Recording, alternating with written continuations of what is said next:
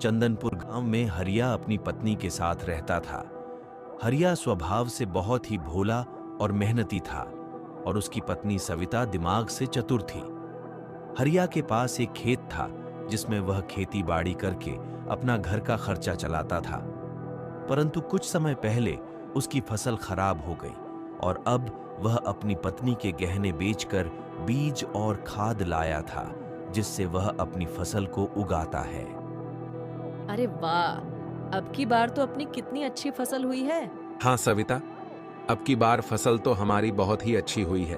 अरे होगी क्यों नहीं, आपने इतनी मेहनत जो करी है इस फसल को उगाने में। हाँ तुम ठीक कह रही हो। बस अब एक बार बारिश और आ जाए तो अपनी फसल बहुत ही अच्छी हो जाएगी। एक बार फसल को पानी मिल जाए तो फसल बहुत ही अच्छी होगी। हाँ जी, इस गर्मी और तेज धूप की वजह से तो हमारी फसल भी खराब हो सकती है। बस जल्दी से अब बारिश आ जाए ताकि हमारी फसल ठीक रहे। और तो हम कर ही क्या सकते हैं। हमारे आसपास तो कोई कुआं भी नहीं है जो हम कुएं पर से पानी यहाँ पर डाल दे ताकि हमारी फसल ठीक रहे। अब तो हम बारिश का ही इंतजार कर सकते हैं। कुछ दिन बाद जब हरिया अपने खेतों में आता है तो वह देखकर घबरा जाता है। उसकी सारी फसल तेज धूप और पानी न मिलने के कारण खराब हो गई थी। अरे रे रे, ये क्या हो गया, मेरी तो सारी फसल When we have respect for ourselves and others, we gravitate towards connections that encourage. अरे भगवान, सब बर्बाद हो गया, अब हम क्या करेंगे? अजी क्या हुआ और क्या बर्बाद हो गया, आप ऐसा क्यों बोल रहे हो? अपने खेतों में अच्छी खासी लहराती फसल तेज धूप और पानी न मिलने के कारण खराब हो गई। अब तुम ही बताओ हम क्या करें। अब तो अपने पास एक भी रुपया नहीं बचा है जिससे मैं दोबारा से खेती करने के लिए बीज और खाद ला सकूं। मैंने पिछली बार ही तुम्हारे गहने बेचकर खाद और बीज लाया था। अजी आप चिंता मत करो, तुम दोबारा से खेती करो, क्या पता अब की बार अपनी फसल अच्छी हो। अरे भगवान, पर दिक्कत तो ये है कि अपने पास पैसे कहाँ से आएंगे। मैं तो मेहनत कर लूंगा। अजी अपने गांव में बल्लीराम है ना, उससे आप कुछ पैसे ब्याज पर ले आओ। जब अपनी फसल होगी तो हम उसको उसके पैसे वापस दे देंगे। अरे ना बाबा ना, वह तो बहुत ही चालाक और कपटी व्यक्ति है। उससे जिन जिन लोगों ने भी पैसे ब्याज पर लिए हैं उनका कर्जा अभी तक उतरा ही नहीं है। वह जाने कैसी गणित लगाता है, उसका कर्जा किसी से उतर ही नहीं पाया है। मैं ऐसे आदमी के पास नहीं जा सकता।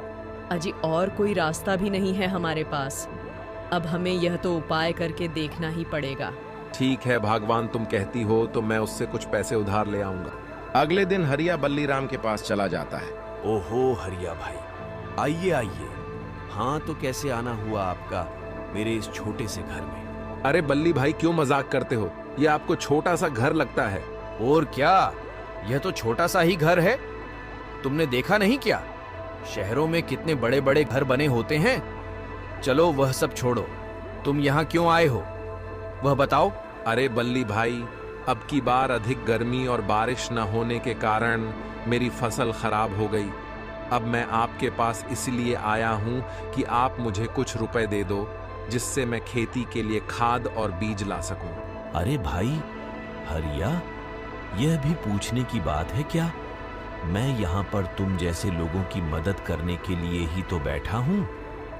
अब देखो, भगवान ने मुझे कितना अच्छा मौका दिया है कि मैं तुम लोगों की मदद कर सकता हूँ।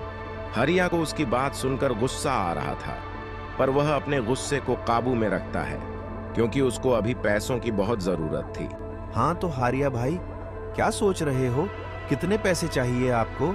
अरे बल्ली भाई, मुझे तो अभी 12,000 रुपए ही दे दो। अच्छा, अभी देता हूँ। और रुपए की जरूरत हो तो मुझसे बेझिझक मांग लेना, परंतु तुम्हें पता तो है ना कि मैं 25% ब्याज का लेता हूँ। हाँ बल्ली भाई, मुझे पता है। आप बस मुझे पैसे दे दो जिससे मैं हमारी फसल के लिए बीज ला सकूं। बल्लीराम हरिया को 12,000 रुपए दे देता है। हरिया बाजार जाकर बीज और खाद ले आता है और अपनी खेती फिर से करने लगता है। वह पूरी मेहनत से अपने खेतों में काम करता है और कुछ ही दिनों में उसकी फसल मस्त लहराने लग जाती है। अजी अब की बार की फसल तो पिछली वाली से भी अच्छी हुई है। बस कुछ समय तक और हमारी फसल ठीक रहे, उसके बाद हम अपना कर्ज उतार देंगे। हाँ हाँ भगवान, तुम ठीक कहती हो।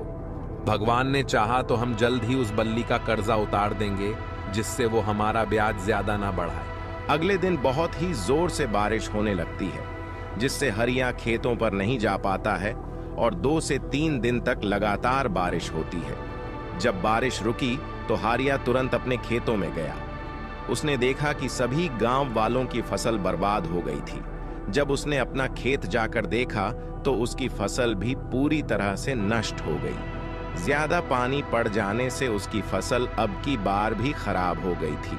वह बहुत ही टेंशन में घर जाता है। वह घर जाते ही धड़ाम से नीचे गिर जाता है। उसकी पत्नी हरिया को पास के ही अस्पताल में लेकर जाती है और उसका इलाज कराती है। उसे ज्यादा टेंशन लेने की वजह से अटैक आया था। अब वह कुछ दिन तक आराम करने वाला था। उसे डॉक्टर ने साफ मना कर दिया कि अब वह कुछ दिन तक ज्यादा काम नहीं कर सकता है, इसलिए अब उसे केवल आराम की जरूरत है। अरे भगवान, अब हम क्या करेंगे? अब मेरी तबीयत भी खराब हो गई है, तो अब हम घर का खर्चा और बल्ली राम का कर्जा कैसे उतारेंगे? अभी आप चिंता मत करो, मैं हूं ना, मैं सब कुछ ठीक कर दूंगी, तुम बस आराम करो। वह सेठ बल्लीराम के पास जाती है और उसको अपनी समस्या बताती है। अरे ये सब मुझे नहीं पता है और अब मेरे पास पैसे भी नहीं है तुम्हें देने के लिए। अब बस तुम्हारे पास एक ही उपाय है। मेरे पास कुछ बोरी भर के गोभी है, तुम इनको ले जाओ और बाजार में अच्छे दामों पर, अगर तुमने इसे बेच दिया तो मैं तुम्हें उसका कुछ हिस्सा तुम्हें दे दूंगा। अब सविता के पास कुछ रास्ता नहीं था, तो उसने उसे हाँ कहा और सभी गोभी की बोरियों को घर ले आई। अरे भगवान, तुम क्या करने वाली हो? इतनी सारी गोभियां क्यों लाई हो? इनसे क्या तुम पकोड़े तलने वाली हो? अरे वाह, क्या ही मस्त आइडिया बताया है आपने। अरे मैंने तुमको क्या आइडिया बताया है? और ये खराब गोभी ही क्यों लाई तुम? तुमको कोई अच्छी गोभी नहीं मिली क्या? अरे यह मैं खरीद कर थोड़ी लाई हूँ, यह तो मुझे सेठ बल्लीराम ने दी है। उसने कहा कि तुम मेरी इन गोभियों को बाजार में बेच आओ, जो भी मुनाफा होगा मैं तुम्हें उसमें से कुछ हिस्सा दे दूंगा, इसलिए मैं इनको ले आई। और आपने तो मुझे बहुत ही अच्छा आइडिया बता दिया। तुम इनको बल्लीराम से लेकर आई हो। अब तुम्हें पता है ना कि वैसे ही हमारे ऊपर उसका कितना कर्जा है, और अब तुम ये खराब गोभी भी ले आई। अब वह हमारे ऊपर और भी कर्जा कर देगा। इनके पैसे भी वह उन पैसों में जोड़ देगा। और तुम्हें पता नहीं था क्या कि जब सभी गांव की फसल खराब हो गई है तो उसकी फसल कैसे बची होगी? तुम तभी मना कर देती उसको। ये बल्लीराम एक नंबर का मतलबी इंसान है। अरे अब मेरे पास कोई और रास्ता भी आती हूँ मैं। इन गोभियों में से खराब गोभी हटाकर सही सही गोभियों को लेकर उनके पकौड़े तलूंगी और उनको बाजार में बेचकर आऊंगी, जिससे हमें जो भी फायदा होगा उससे हम उसका कर्जा चुकाएंगे। अरे वाह भगवान, तुमको बहुत ही अच्छा विचार आया है। जब मैं ठीक हो जाऊंगा तो मैं भी तुम्हारे साथ काम करवाया करूंगा। अरे बस अब आप आराम करो। और हाँ, मुझे तो अब छोटी सी दुकान भी चाहिए होगी, मैं उसकी बात करके आती हूँ। सविता बाजार में एक किराए की दुकान को लेने के लिए उसके मालिक से बात करने जाती है। उसको कम कीमत पर ही दुकान मिल गई थी। अगले दिन वह पकौड़े तलकर अपनी दुकान में उन्हें रख लेती है। उनकी खुशबू देखकर कुछ लोग वहां आ जाते हैं और उनके पकौड़े खाने लगते हैं। कुछ दिनों में सविता के पकौड़े बहुत ही फेमस हो जाते हैं और वह बल्लीराम का कर्ज चुकाने जाती है। सविता बल्लीराम को उसके सारे रुपए दे देती है और अपने घर आ जाती है। अरे इस सविता ने मुझे सारे रुपए ऐसे कैसे दे दिए? इसके पास इतने सारे रुपए कहां से आए? मुझे पता तो करना ही होगा। ये ऐसा क्या करती है जिससे उसने मुझे सारे रुपए चुका दिए, जबकि इसका पति तो बीमार है, वह तो कुछ कमा भी नहीं सकता। हाँ, मुझे पता तो करना ही होगा। कुछ ही दिनों में हरिया भी बिल्कुल ठीक हो गया था और उसने अपने खेतों में जाना भी शुरू कर दिया। उसने अपनी बार गोभी की फसल उगाई थी। वह पूरी मेहनत से गोभी की फसल को उगाता है। एक दिन बल्ली बाजार जाता है तो उसे वहां पर सविता नजर आती है। ओह अच्छा, ये बात है।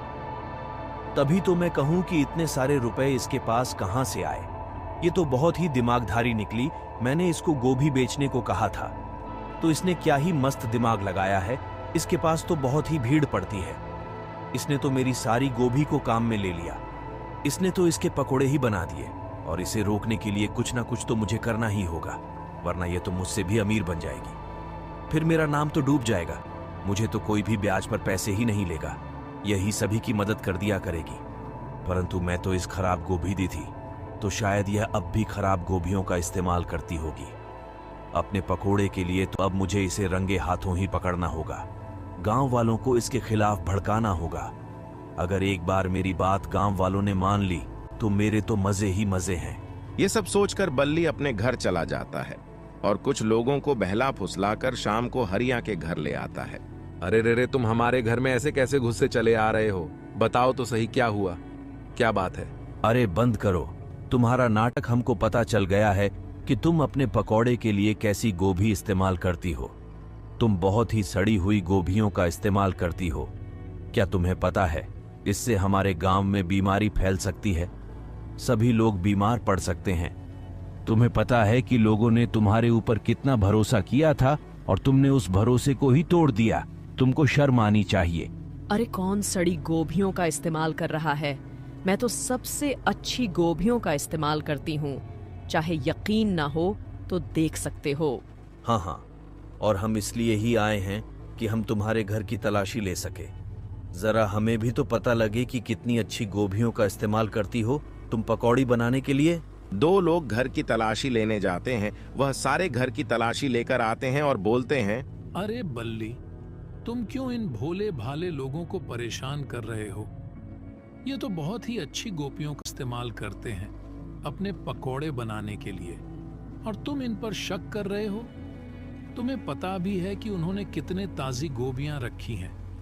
अपने घर में ये इन गोपियों से ही पकोड़े बनाते हैं, और जब भी तो उनके पकोड़े इतने फेमस है, बेकार में हमारा टाइम खराब कर दिया। चलो भाइयों, चलो। यह कहकर सभी वहां से चले जाते हैं। अरे भगवान, तुम तो कभी कभी खराब गोभियों का भी इस्तेमाल कर लेती हो, पर आज इनको खराब गोभियां क्यों नहीं मिली? अपने घर में तो खराब गोभियां वैसे भी रहती हैं, हम तो उनको एक साथ फेंकते हैं। अरे आज क्या हुआ कि यह बल्ली अपनी दुकान के सामने खड़ा था और कुछ सोच रहा था। तभी मैंने सोचा कि यह कुछ ना कुछ तो करने वाला है। तभी मैं आज जल्दी से अपनी दुकान बंद करके घर आई थी और सबसे पहले मैंने सारी गोभियां जो सब सड़ गई या खराब हो गई थीं, वह मैंने बाहर फेंक दी और ताजी और अच्छी सब्जियां ही ऊपर रख दी, ताकि सभी को लगे कि हम बहुत ही ताजी सब्जी से पकौड़े बनाते हैं। अरे हाँ, वह सब तो ठीक है, पर आज के बाद तुम कभी भी बेकार सब्जियों का इस्तेमाल मत करना, क्योंकि अब की बार मैंने गोभी की फसल ही उगाई है।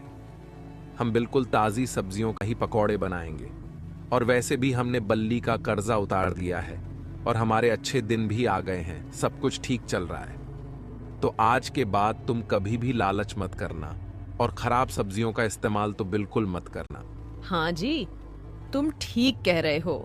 मैं आज के बाद कभी भी खराब सब्जी का इस्तेमाल पकौड़े बनाने में नहीं करूंगी, और जो खराब हो जाएगी उसे तुरंत फेंक दूंगी।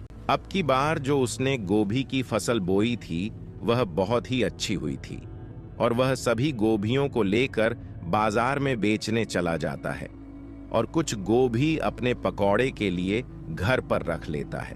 वह देखते ही देखते पूरे गांव के सबसे अमीर आदमी बन जाते हैं और एक बढ़िया सा घर बना लेते हैं और लोगों की पैसों की खूब मदद करते हैं, जिससे बल्ली के पास कोई भी नहीं जाता है।